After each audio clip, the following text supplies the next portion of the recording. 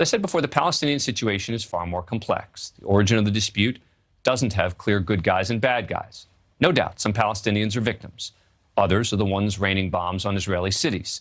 So while I appreciate that some Palestinian activists are trying to use the Ukrainians to harness the attention and empathy Ukraine is receiving, I don't find it at all comparable.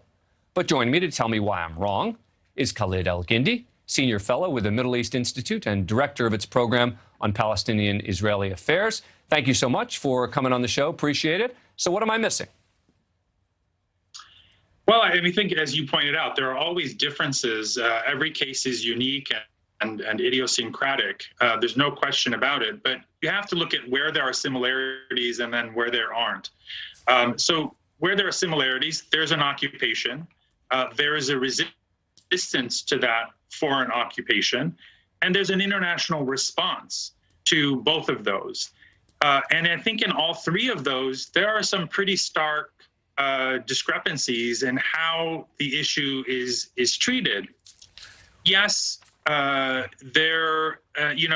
think the comparison between the freedom fighter and the terrorist, yes, you happen to pull a very clear case where there's a clear distinction between the two. But what about a case where we're comparing apples to apples?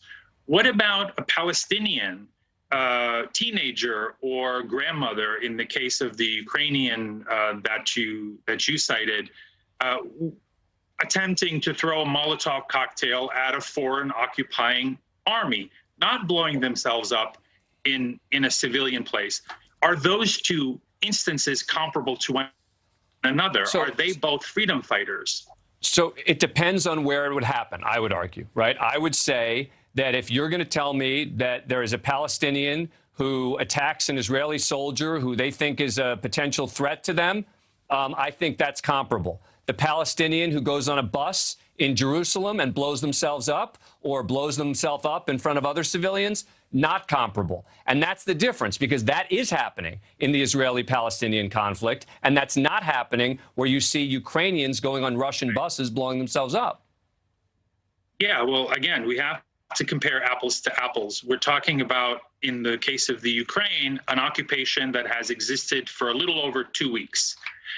In the Palestinian case, we're talking about a military occupation that is well over half a century old. And so if you look at the first 3 weeks of the Israeli occupation of the West Bank and East Jerusalem and Gaza, you won't find Palestinians blowing themselves up or even hurling Molotov cocktails. It took 20 years, right? In fact, for Palestinians to mount any kind of resistance. It wasn't until 1987, and that first uprising was actually mostly a peaceful one. Right, but the reason there's a difference, right, is because the Palestinians, and they weren't called Palestinians the way they are today in the 1960s, when there was they called themselves, but the bottom line is they could be part of Egypt, they could be part of Jordan. The bottom line is this was territory. That's simply factually not true. It's not true that Jordan could have taken and assisted the Palestinians, brought them in, and we're calling them Palestinians now. They were Jordanians, a lot of them, right? They were Egyptians, a lot of them, who were living even post-1948. Okay, that's not true. They were all, Palestine has been an independent state since 1948. Is that what you're telling me? You have to distinguish between a national identity and a sovereign state. Okay, so there has been a distinct Palestinian national identity for probably close to a century, but certainly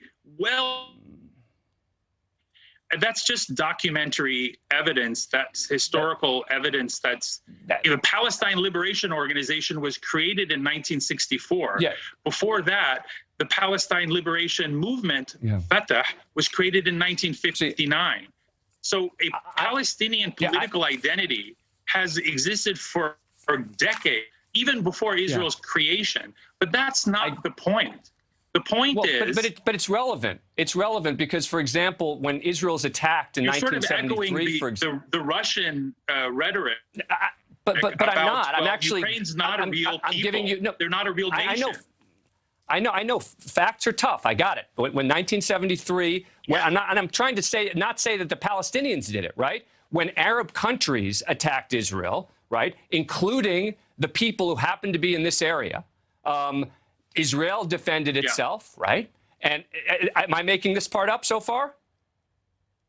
Well, it's not exactly true. In 1967, Israel invaded those countries, Jordan, because they were Egypt, about to be Syria. attacked. You know that. All right.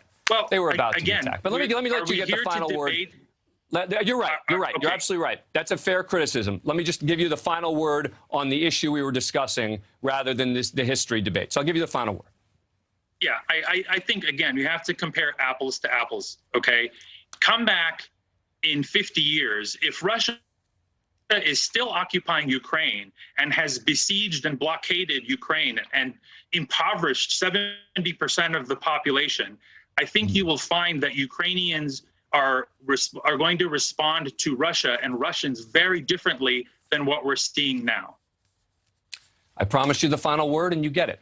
Khalid Al-Gindi, thank you so much for taking the time. I appreciate it.